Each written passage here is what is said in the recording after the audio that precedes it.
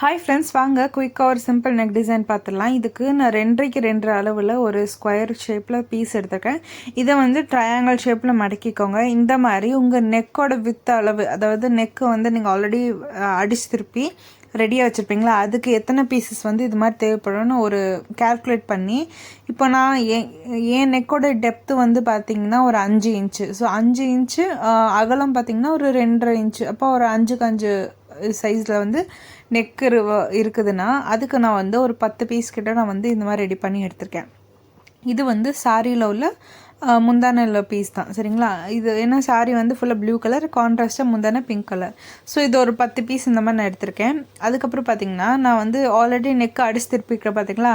இப்போது நான் இந்த இடத்துல நான் வந்து இந்த பீசஸ் எல்லாம் வந்து வைக்க போகிறேன். அதாவது இந்த பீசஸோட எட்ஜ் பிசுறு பகுதி இருக்குது பார்த்திங்களா, அது வந்து கழுத்து சைடு இருக்கணும்.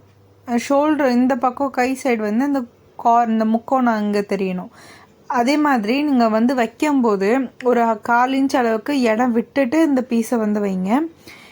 ஏன்னா அந்த பிசரெல்லாம் நம்ம கட் பண்ணி அந்த இடத்துல லேஸ் வைப்போம். ஸோ அதுக்கு வந்து நம்மளுக்கு கொஞ்சம் இடம் தேவைப்படும். அதனால் ஒரு 1/4 இன்ச் அளவுக்கு இடத்த விட்டுட்டு நீங்கள் இந்த பீசஸ் எல்லாம் வந்து ஸ்ட்ரைட்டாக வந்து வச்சுட்டே வாங்க. ஈவனாக வச்சுட்டு வாங்க, மேலே கீழே இல்லை முன்னாடி பின்னாடி அந்த மாதிரி வைக்காமல் வச்சுட்டு வாங்க. அதே மாதிரி ஸ்டார்ட் பண்ணும்போது ஒரு 1/2 இன்ச்சு விட்டுட்டு ஸ்டார்ட் பண்ணுங்கள். ஏன்னா நம்ம ஷோல்டர் ஜாயின் பண்ணும்போது அதில் 1/2 இன்ச்சு உள்ளே போயிடும். இப்போது நான் வந்து அந்த பிசுறுலாம் இருக்குது பார்த்திங்களா, அதெல்லாம் வந்து நான் பொறுமையாக கட் பண்ணி எடுத்துகிறேன். கொஞ்சம் பொறுமையாக கட் பண்ணுங்கள், இல்லை துணியில் வந்து கத்திரிக்கோல் பட்டுரும். இப்போ பார்த்திங்கன்னா கொஞ்சம் நடுவில் கேப் இருக்குது. அந்த கேப்பை ஃபில் பண்ணுறதுக்கு இதே மாதிரி சாரீ கலர்லேயே கான்ட்ராஸ்ட்டாக ஒரு லேசஸ் வாங்கி நான் என்ன பண்ணுறேன்னா அதை சுற்றிலும் வந்து நான் வந்து அடிச்சு எடுப்பேன். ஃபஸ்ட்டு தையல் போடும்போது லேஸோட ஒரு சைடு கார்னர், அந்த கார்னரில் வந்து ஃபுல்லாக வந்து ஸ்டிச் பண்ணிட்டு வாங்க. அதே மாதிரி அந்த லேஸை வந்து நம்ம பிசரை மறைக்கணும். அந்த பீஸோட பிசரை மறைக்கிற மாதிரி அந்த கார்னரில் ஸ்டிச் பண்ணிட்டு வாங்க. அப்புறம் இன்னொரு சைடு கார்னர் வந்து இந்த பிங்க் கலர் பீஸ் இருக்குல்ல, அந்த பீஸ் மேலே இருக்கிற மாதிரி வச்சு திருப்பி இன்னொரு ஸ்டிச் பண்ணிங்கன்னா உங்களுக்கு வந்து பிசுறு கொஞ்சம் கூட வெளியே தெரியாது. ஃபுல்லாக வந்து லேஸ்குள்ளேயே போயிடும். இதுக்கெலாம் வந்து ஒரு 1/2 இன்ச்சு அளவுக்கு லேஸ் வந்து வாங்கிக்கோங்க. அந்த அளவுக்கு வித்து இருக்கிற மாதிரி லேஸ் வாங்க. ஏன்னா 1 இன்ச்சு அளவில் இருக்கிற மாதிரி நீங்கள் வாங்கினீங்கன்னா லேஸு அது வளைஞ்சு கொடுக்காது. ஸோ பார்த்தீங்கன்னா இப்போ நம்ம சிம்பிளாக வந்து இந்த நெக் டிசைன் வந்து ரெடி பண்ணி முடிச்சிட்டோம். இப்போ உங்களுக்கு அந்த முக்கோணம் வந்து தூக்கிட்டு இருக்க மாதிரி இருக்குது அப்படின்னு தோணுச்சுன்னா நீங்கள் என்ன பண்ணலான்னா இன்னொரு லேஸ் கூட வந்து நீங்கள் வைக்கலாம். இன்னும் கொஞ்சம் கிராண்டாக கொடுக்கணும் அப்படின்னா. இல்லை எனக்கு வந்து ஒரு லேஸே வச்சது போதும், ஆனால் அந்த முக்கோணம் பீஸ் வந்து தூக்கிட்டு இருக்குன்னு நினச்சிங்கன்னா அந்த முக்கோணத்தோட முனியில், அதாவது அந்த கார்னரில் அந்த ஷார்ப் எட்ஜ் இருக்குல்ல, அதில் வந்து ஒரு பாசி மணி அதை வந்து நீங்கள் வந்து பீட்ஸ் வந்து கோர்க்கலாம். கோல்டன் கலர் பீட்ஸ் கூட நீங்கள் வைக்கலாம். அப்படி வைக்கும்போது என்ன ஆகும்னா பார்க்க இன்னுமே லுக்காக இருக்கும். இது வந்து ரொம்ப சிம்பிளான நெக் டிசைன் தான், பிகினர்ஸ்க்காகவே. இப்போ நான் சொல்லிட்டு இருக்கும் போது நான் வந்து அதில் பீட்ஸ் வைக்க தான் போகிறேன். எனக்கு கொஞ்சம் நம்மக்கிட்ட கிராண்டாக பட்ஜெட்டில் கேட்டிருக்காங்க. அப்படிங்கிற போது நம்ம அந்த அளவுக்கு அவங்க கேட்குற பட்ஜெட்டில் நம்ம செஞ்சு கொடுக்கணும். இப்போ உங்களுக்கு தெரியுதா, பீட்ஸ் வச்சோன்னே அந்த பீஸ் எவ்வளோ அழகாக அமுங்கி அந்த இடத்துல கொஞ்சம் ஷைன் கொடுக்குது. அது கொஞ்சம் டிஃப்ரெண்ட்டாக அழகாக இருக்குல்ல. ஸோ பிகினர்ஸாக இருக்கீங்கன்னா கண்டிப்பாக இந்த மெத்தட் ட்ரை பண்ணி பாருங்கள். ரொம்பவே சிம்பிள் மெத்தடுங்க. உங்களுக்கு ஒரு டைம் இந்த மெத்தட் தெரிஞ்சிச்சுன்னா இதே மெத்தடில் நீங்கள் நிறையா ப்ளவுசஸ் வந்து ஸ்டிச் பண்ணலாம். நான் பின்னாடி வந்து உங்களுக்கு வீடியோஸ் போடுறேன், ஒரே மெத்தடில் எப்படி நிறைய ப்ளவுஸ்க்கு வந்து நீங்கள் இந்த மாதிரி டிசைன் பண்ணலாம் அப்படிங்கிறது. ஆனால் இது ப்ளவுஸ் கிடையாது, இது வந்து ஒரு சாரியில் நம்ம கவுன் மேக் பண்ணியிருக்கோம். அந்த கவுனில் வந்து கொஞ்சம் கிராண்டாக இருக்கணுங்கிறக்காண்டி ஃப்ரண்ட்டில் நெக் பகுதியில் இந்த மாதிரி கொடுத்துருக்கோம். உங்களுக்கு ஃப்ரண்ட்டு பேக் வேணும்னா கூட நீங்கள் வந்து தாராளமாக வந்து நீங்கள் பண்ணலாம். அதே மாதிரி இந்த கவுனுக்கு தான் நம்ம பாகுபலி பஃப் ஸ்லீவ் வந்து ஆல்ரெடி ரெடி பண்ணியிருக்கோம். அதோட வீடியோவும் நம்ம சேனலில் இருக்குது. இதுக்கு அப்புறம் வந்தாலும் வரும். நீங்கள் கண்டிப்பாக அதை ட்ரை பண்ணி பாருங்கள். ரொம்பவே ஈஸி மெத்தடெலாம் சொல்லி கொடுத்துருக்கேன். ஸோ இவனா நம்ம வீடியோ பொறுமையை பார்த்த நல்ல உள்ளவங்களுக்கு நன்றி. ஹாய் ஃப்ரெண்ட்ஸ், வாங்க குயிக்காக ஒரு பாகுபலி பஃப் ஸ்லீவ் பார்த்துலாம். இது ஸ்லீவ் நான் ஸ்டிச் பண்ணுறது வந்து சாரீ ஃபேப்ரிக்லேருந்து தான் நான் எடுத்திருக்கேன். ஏன்னா இது ஒரு கவுன் தைக்கிறதுக்காண்டி கொடுத்துருந்தாங்க. அதில் சாரீ ஃபேப்ரிக்கில் தான் வந்து பஃப் ஸ்லீவ் கேட்டிருந்தாங்க, பாகுபலி ப்ளீட்டட் வச்சது.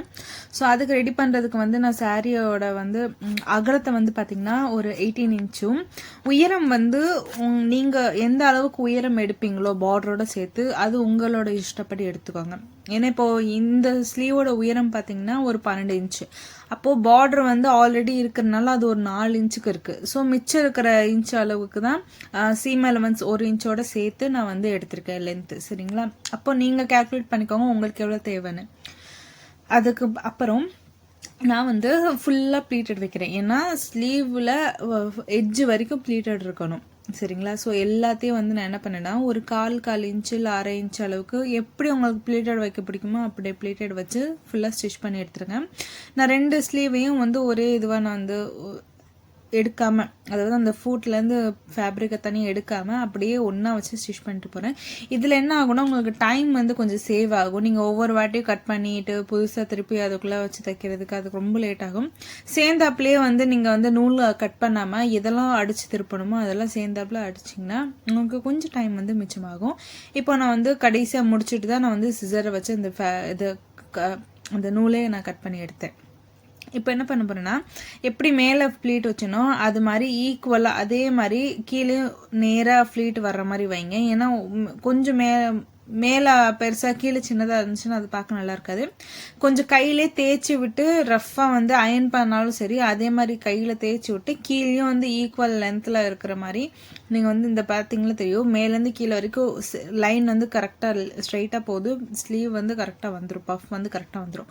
ஸோ இதே மாதிரி என்ன பண்ணிங்கன்னா ஃபுல்லாக வச்சு அயன் பண்ணணும் கூட உங்கள் இஷ்டம், நீங்கள் அயன் பண்ணி பண்ணலாம். இந்த துணிக்கெலாம் அயன் பண்ண தேவையில்லாதனால நான் கையிலே தேய்ச்சி விட்டு நான் வந்து ஸ்லீவை ரெடி பண்ணிடுறேன். அது ஃபுல்லாக ஸ்டிச் போட்டு எடுத்துகிறேன்.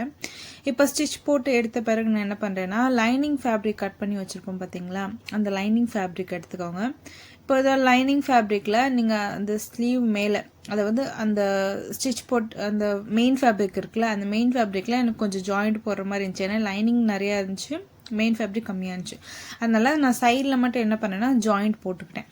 இப்போ ஜாயிண்ட் போட்டுட்டு நான் வந்து ஸ்லீவ் வந்து நான் வச்சு தைக்கிறேன். அதாவது அந்த லைனிங் பீஸை வந்து அதில் வச்சு நான் வந்து சுற்றிலும் வந்து தையல் போடுறேன்.